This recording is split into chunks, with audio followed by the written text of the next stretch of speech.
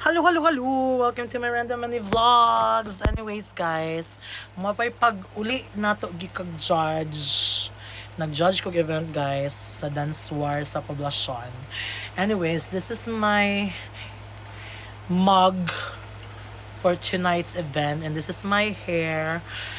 So, I'll link the product sa akong video.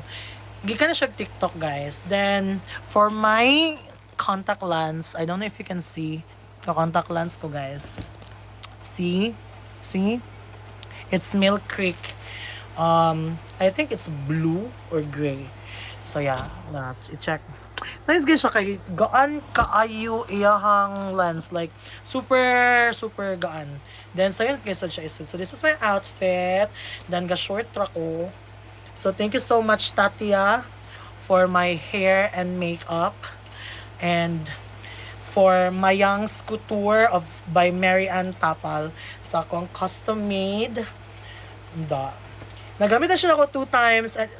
The first one was during the Mr. and Miss TMC, pero naka formal ko ato, naka pants, but this time upper akong gigamit niya, ga shorts ra ko kay comfortable siya, kay musayaw man kuno hay lagitan no.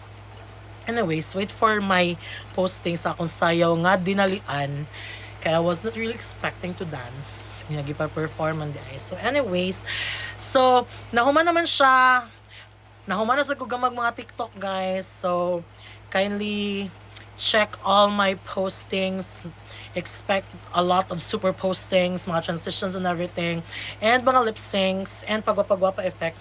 And karon is magtangtang na to no kay kapoy na kaayo. Anyways, it's 11:08. Ganina na nahuman, ganina na nahuman ang event, pero nadugay lang ko kay gagama pa ko og TikTok transitions, lip sync and everything, and picture pa jud ta kay gwapo ba no. Hello.